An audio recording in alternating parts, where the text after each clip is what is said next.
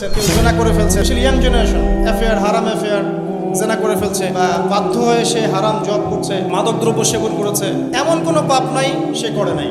যদি এমনও হয় তারপরে হতাশ হবে। আল্লাহ রাব্বুল আলামিন আপনার খালেস ঈমান যদি আপনি নিয়ে আসতে পারেন, তওবা করে ফিরে আসতে পারেন, আল্লাহ পাক মুহূর্তের মধ্যেই সমস্ত গুনাহ তো মাফ করে দিবেন ইনশাআল্লাহ, গুনাহগুলোকে নেকি দিয়ে পরিবর্তন করে দিবেন ইনশাআল্লাহ।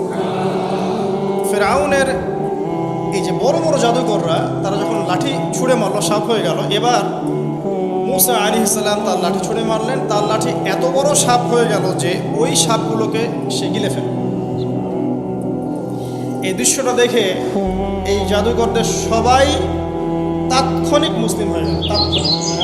তারা বলল যে ক্বালু আমান্না বিরাব্বি হারুন ওয়া মূসা, তারা বলে উঠল সমস্বরে যে আমরা হারুন এবং মূসার রবের প্রতি ঈমান নিয়ে আসলাম। কারণ তারা তো সবচেয়ে বড় জাদুকর, তারা জানেন যে আসলে কোনটা জাদু আর কোনটা মুজিজা, তারা ভালো বুঝতে পারে। তো ফিরআউন এবার এখনো মানতে নারাজ। সে বলছে আচ্ছা, ইন্নাহু কাবীরুকুম, নিশ্চয়ই ওই মূসা তোমাদের বড় লিডার হবে।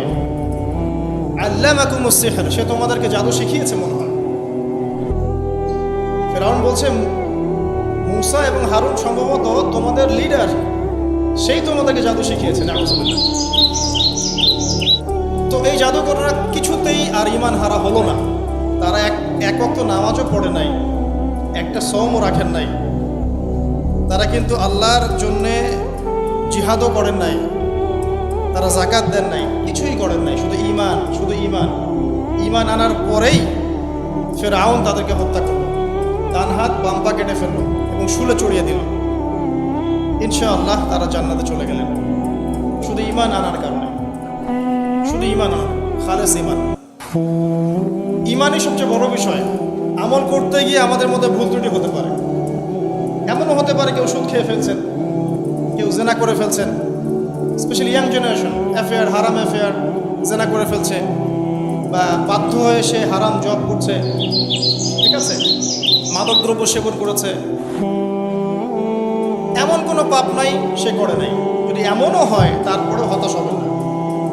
আল্লাহ রাব্বুল আলামিন আপনার খালেস ঈমান যদি আপনি নিয়ে আসতে পারেন, তওবা করে ফিরে আসতে পারেন, আল্লাহ পাক মুহূর্তের মধ্যেই সমস্ত গুনাহ তো মাফ করে দিবেন ইনশাআল্লাহ, গুনাহগুলোকে নেকি দিয়ে পরিবর্তন করে দিবেন ইনশাআল্লাহ।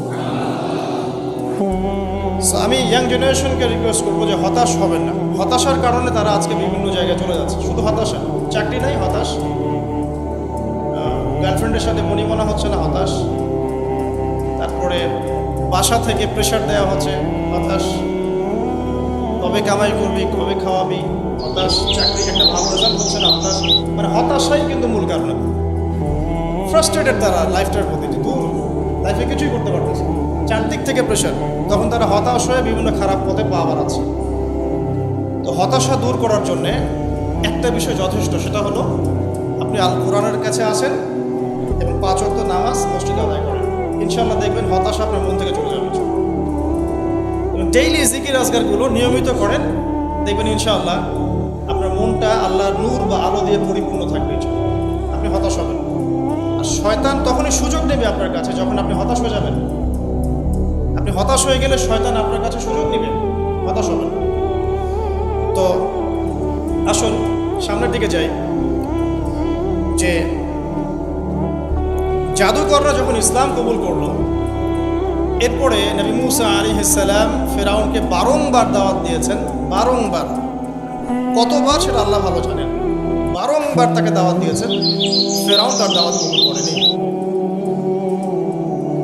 যখন সে দাওয়াত কবুল করে নাই, মুসা আলাইহিস সালাম আল্লাহর কাছে দোয়া করতেন। একটা করে আযাব আসতো, একবার ব্যাঙের আযাব আসলো, একবার উকুনের, একবার ধরেন যে আপনার প্লেগ বা মহামারী, একবার রক্তের আযাব, হ্যাঁ, একবার ওই যে ফড়িংয়ের আযাব, মানে বিভিন্ন আযাব আসতে থাকে। যখনই কোনো আযাব আসে তখন ফিরআউন বলে যে হে মুসা, তুমি তোমার রবের কাছে দোয়া করো, যদি আযাব উঠিয়ে নেওয়া হয় আমরা মুমিন হয়ে যাব আর বনু ইসরায়েলকে ছেড়ে দেব। বনু ইসরায়েল কারা? যাদেরকে ফিরআউন দাস বানিয়ে রেখেছে।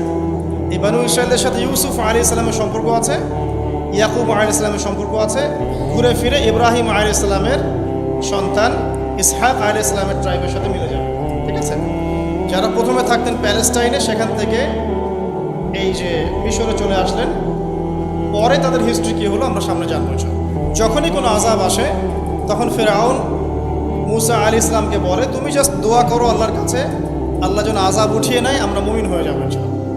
কিন্তু যখনই মুসা আলাইহিস সালাম দোয়া করেন, আযাব উঠে যায়, ফেরাউন আবার সীমা লঙ্ঘন করা শুরু করে। এই সিলসিলা চলতে লাগলো, চলতে চলতে চলতে এমন এক পর্যায়ে আসলো ফেরাউন সিদ্ধান্ত নিল, ঠিক আছে, বানু ইসরায়েলকে আমরা সদল বলে শেষ করে ফেলি। কীভাবে? পরিকল্পনা করা হলো, ঠিক আছে, বানু ইসরায়েলকে আমরা ছেড়ে দেই, মূসা তাকে নিয়ে যাক, যখন তারা লোহিত সাগরে পৌঁছাবে আমরা পিছন দিক থেকে ধাওয়া করে ওদেরকে পিছিয়ে ফেলি। এই ঘটনা আপনারা সবাই জানেন, কিন্তু এর পরে যা হতে যাচ্ছে এটা সবাই হয়তো জানি না। এবার আসেন, মূসা আলাইহিস সালাম বানু ইসরায়েলকে নিয়ে যাচ্ছেন, সামনে লোহিত সাগর, পিছনে ফেরাউনের বাহিনী ধাওয়া করছে। উদ্দেশ্য মূসা এবং বানু ইসরায়েল সবাইকে একসাথে শেষ করে ফেলা। বলে রাখি যে ফেরাউনের কাছে ছিল তৎকালীন সময়কার সবচেয়ে সেরা সেনাবাহিনী, সুপার পাওয়ার, এখনকার ওই যে ন্যাটো, রাশিয়া, চায়নার মতো। তো আল্লাহ রাব্বুল আলামিন পরিকল্পনা করেছেন এখানে কোনো একটা। মূসা আলাইহিস সালামের কওমের মানুষরা, কিছু কিছু মানুষ বলা শুরু করলো, ইয়া মূসা ইন্না লামুদরাকুন, হে মূসা আমরা তো ধরা পড়ে গেলাম, সামনে লোহিত সাগর, পিছনে ফেরাউন। মূসা আলাইহিস সালাম এইরকম অবস্থাতেও বলছেন, কাল্লা, কখনো না, কশ্চিনকালেও না, ইন্না রাব্বি মাইয়া সায়াহদিন, আমার সাথে আমার রব আছেন, তিনি আমাকে পথ দেখান। চিন্তা করতে পারেন, এই কথা কিন্তু আমাদের নবীও একদিন বলেছিলেন, যখন আবু বকর সিদ্দিক রাদিয়াল্লাহু আনহুর সাথে তিনি গারে সাউরে আটকা পড়েছেন, আত্মগোপন করেছেন, এখন কাফেররা চারপাশ থেকে ঘিরে ফেলেছে। তখন আবু বকর রাদিয়াল্লাহু আনহু কি বলছিলেন? ইয়া রাসূলুল্লাহ, তারা তো আমাদেরকে দেখে ফেলবে, নিচে তাকাইলে দেখে ফেলবে। রাসূল সাল্লাল্লাহু আলাইহি ওয়াসাল্লাম বলেন, কখনো না, কখনো না, লা তাহজান, তুমি দুশ্চিন্তা করো না, ইন্নাল্লাহা মা'ানা, আল্লাহ আমাদের সাথে আছে। এগুলো কিন্তু চারটাখানি কথা না। যখন আপনি বিপদে পড়ে একনিষ্ঠভাবে আল্লাহর প্রতি তাওয়াক্কুল করে খালি বলবেন যে হাসবি আল্লাহ ওয়া নি'মাল ওয়াকিল, আল্লাহই আমার জন্য যথেষ্ট, তিনি উত্তম কর্মবিধায়ক, আল্লাহ পাকের দায়িত্ব হয়ে যাবে আপনাকে সাহায্য করা। কোনো টেনশন করবেন না। যখনই কোনো বিপদ আপদে পড়বেন, মন থেকে বলবেন হাসবি আল্লাহ ওয়া নি'মাল ওয়াকিল, অথবা হাসবুনাল্লাহ ওয়া নি'মাল ওয়াকিল, ইনশাআল্লাহ দেখবেন আল্লাহর সাহায্য নেমে আসবে। তো মূসা আলাইহিস সালাম এই কথা বললেন, বলা মাত্রই কি হলো? বলা মাত্রই আল্লাহ রাব্বুল আলামিন ওহী করলেন যে লাঠি তুমি ছুঁড়ে মারো। এখন মূসা আলাইহিস সালাম সেই লাঠি ছুঁড়ে মারলেন লোহিত সাগরে। একটা দুটো নয়, 12টা রাস্তা হয়ে গেল। আলহামদুলিল্লাহ, এগুলো কোনো রূপকথা নয়, কিন্তু এটা বাস্তব, এটা হয়েছে পৃথিবী। একজন